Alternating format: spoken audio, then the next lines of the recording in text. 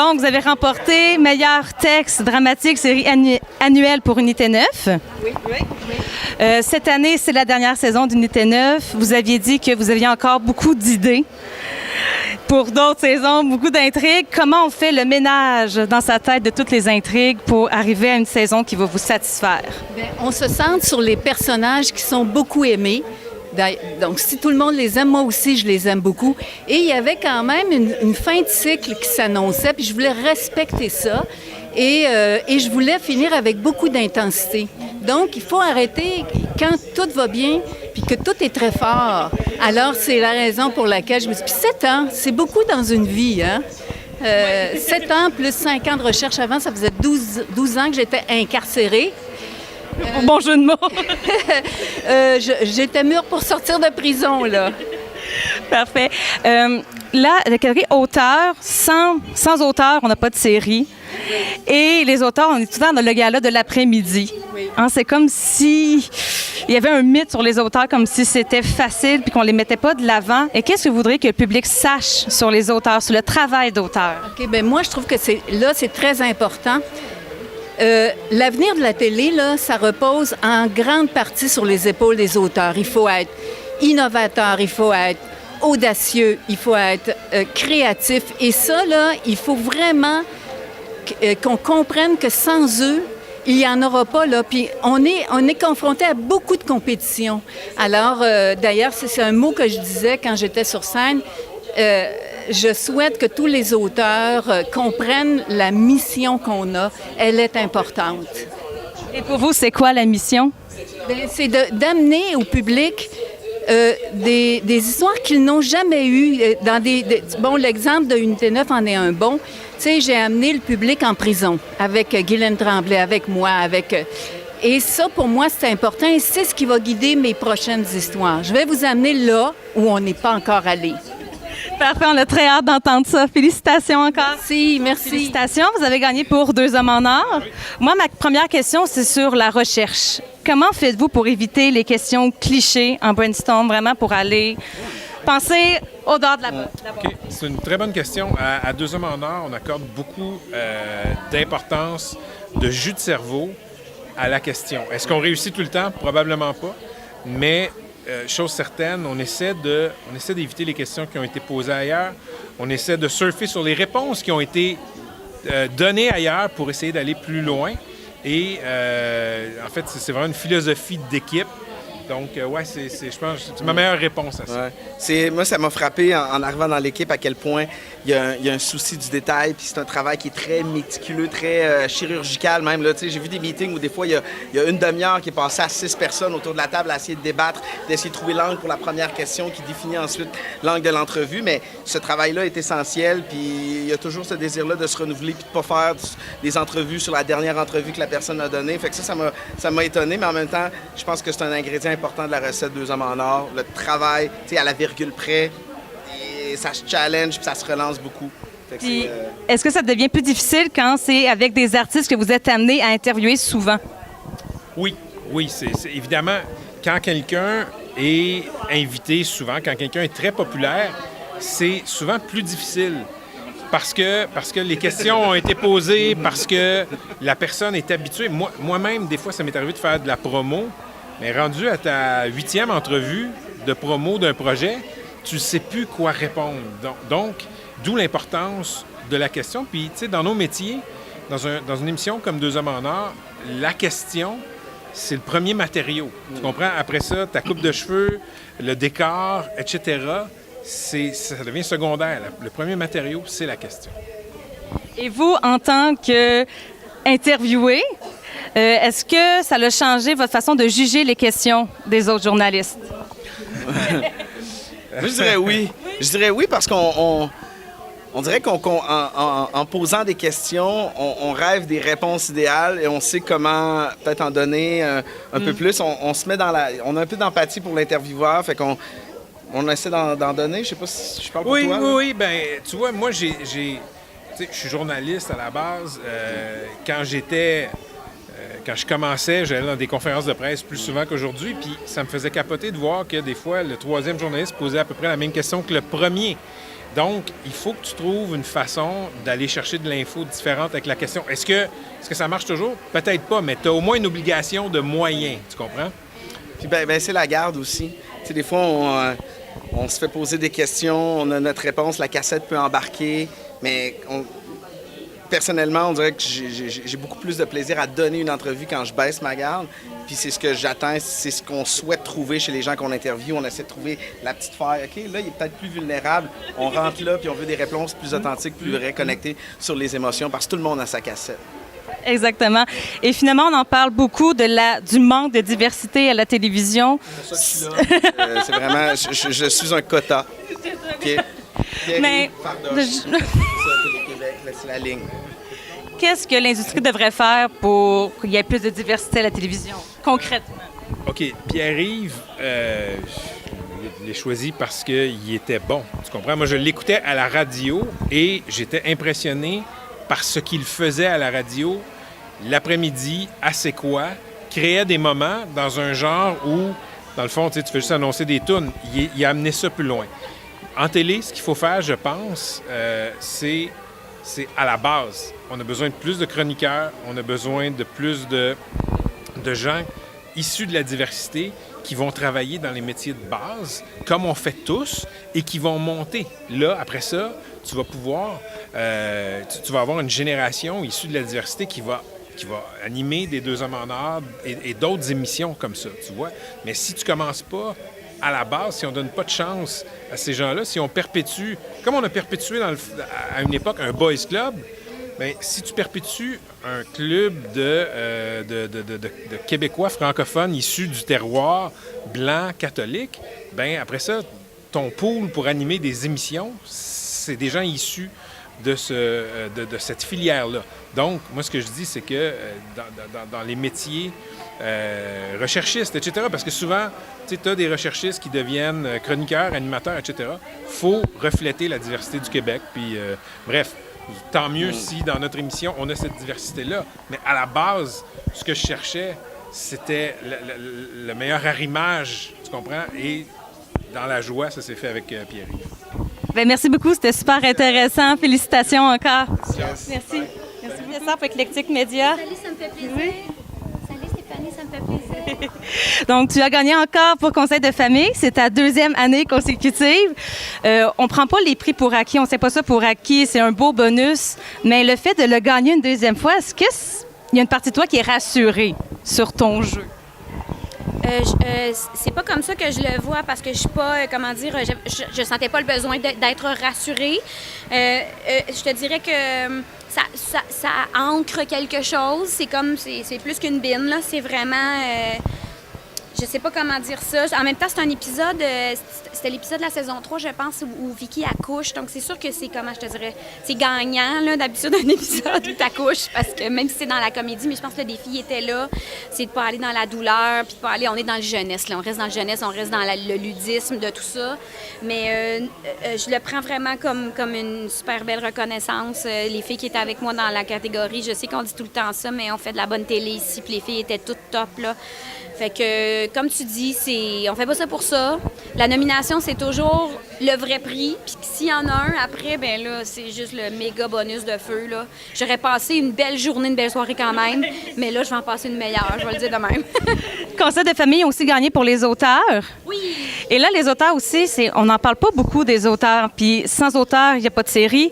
Qu'est-ce que tu voudrais que le public sache sur le travail des auteurs? C'est sûr que c'est un peu ingrat de donner les prix l'après-midi parce qu'on n'a pas le temps. On se fait pousser dans le derrière, puis c'est correct, il faut que ça avance, il y a beaucoup de prêts à remettre. Mais tu as raison. Le travail des auteurs, c'est notre matière première. Hein? S'il n'y a pas de texte, je suis capable d'improviser, mais je ne serai jamais aussi intéressante, puis aussi drôle, puis aussi punchée que ce que les auteurs mettent des heures et des heures à imaginer comme parcours, puis comme courbe dramatique et tout ça. Donc, c'est sûr que le travail des auteurs est primordial. Et sur Conseil de famille, c'était des pools d'auteurs. Il y était plusieurs par épisode, 5, 6 par épisode. Donc, c'est vraiment la crème de la crème de toutes les blagues, de toutes les bonnes lignes, de toutes les histoires qu'ils pouvaient imaginer qui étaient mises dans un épisode. Fait qu'on avait vraiment comme lu l'essentiel, si tu veux. Là, c'est une équipe formidable que j'adore sur Conseil de famille. Je pense que ça fait la grande richesse de cette série-là, les textes.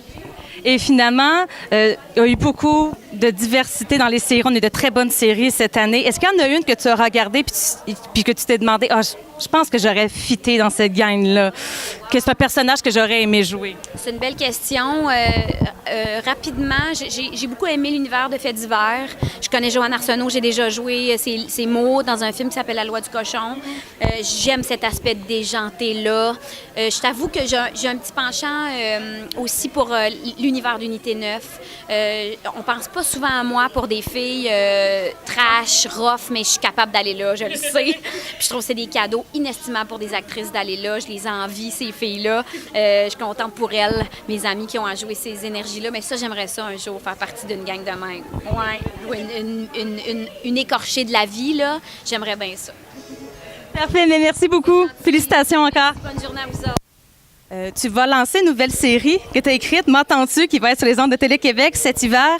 Question simple, comment ça s'est fait la genèse de tout ce projet-là? Je te dirais que c'est toujours difficile de parler de comment une inspiration ou une idée a pris naissance dans la tête d'un créateur.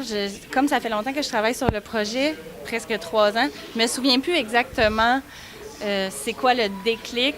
Je me souviens qu'il y a une chanson que j'écoutais beaucoup, une chanson pas très bonne de Justin Timberlake, mais que je trouvais vraiment inspirante. C'était laquelle? C'était Losing My Way. OK. Et puis... oui. Un peu, tu sais, perdre mon chemin. Exact.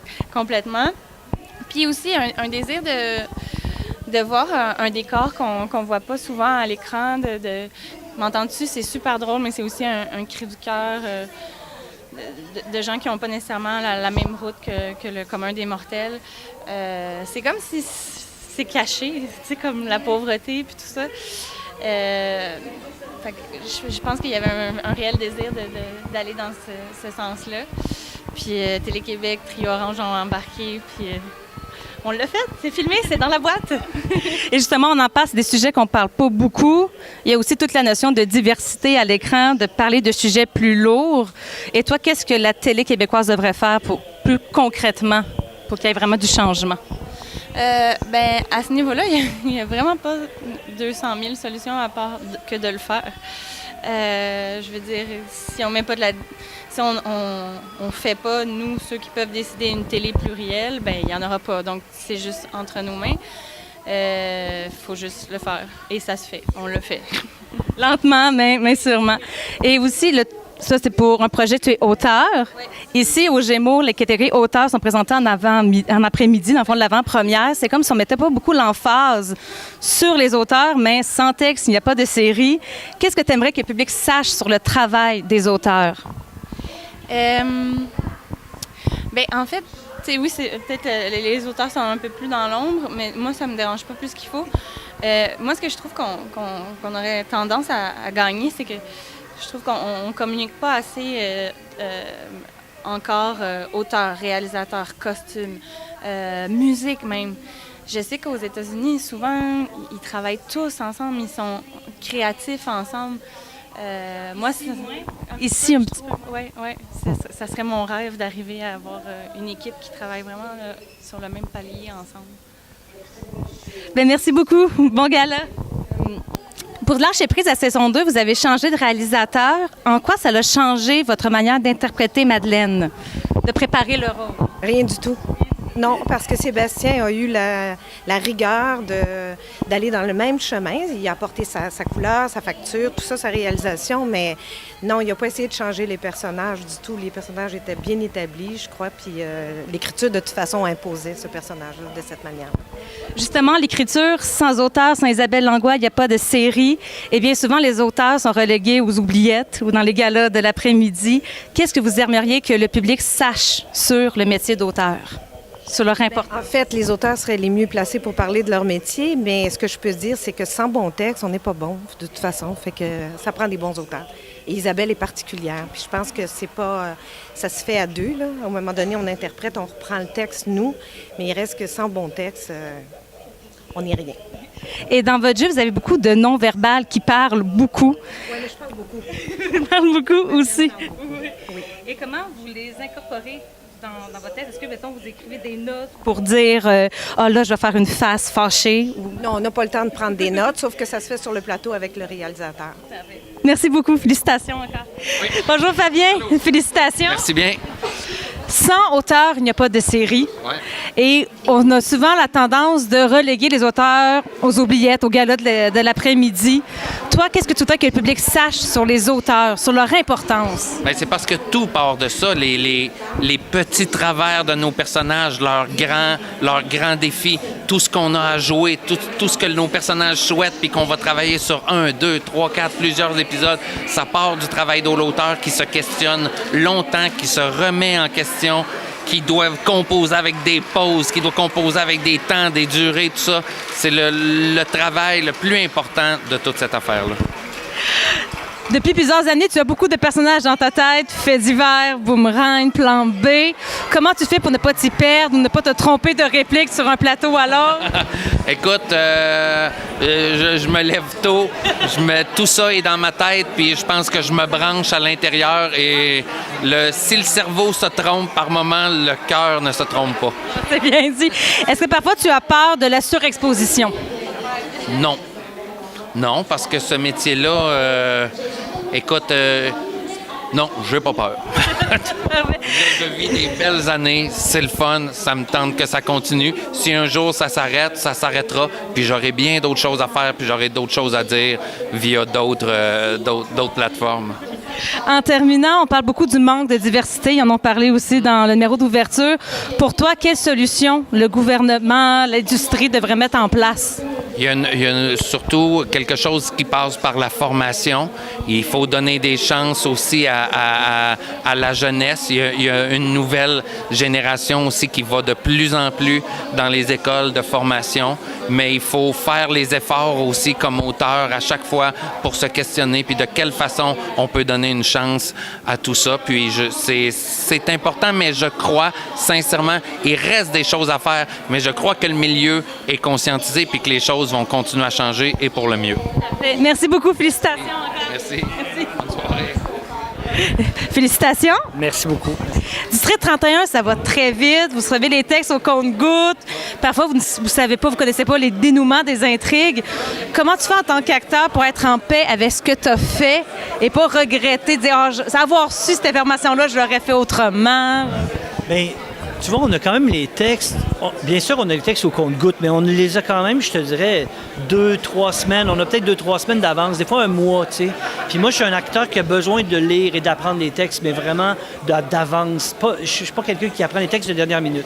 Fait que j'ai le temps d'y penser. Je les revois. Moi, je suis 2 semaines d'avance sur les textes. Je suis 2 semaines d'avance, puis je roule comme ça jusqu'à la fin de l'année. Fait que j'ai le temps, c'est le temps de se déposer, j'ai le temps de voir. Puis tu sais, je veux dire, on tourne, je peux tourner, je sais pas moi, 18-25 scènes par jour. Fait que faut que tu vois ça dans l'ensemble. Il faut que tu vois ça dans un tout. C'est comme ça va être drôle ce que je vais dire, mais pour moi, District 31, c'est comme une longue pièce de théâtre. Tu comprends? C'est comme mettre... oui, ça va très rapidement, mais on est beaucoup dans le jeu tout le temps. L'éclairage est déjà fait parce qu'on est en studio, puis l'équipe technique est super efficace. Fait que c'est comme si le matin, je mettais mon costume de personnage, puis je jouais. C'est rare que tu peux être dans la peau d'un personnage pendant 120 jours, tu sais. Fait que pour moi, tu vois ça dans un ensemble, dans un tout. Des fois, il y a des affaires où tu es moins content, mais tu te rattrapes plus tard, puis tu sais...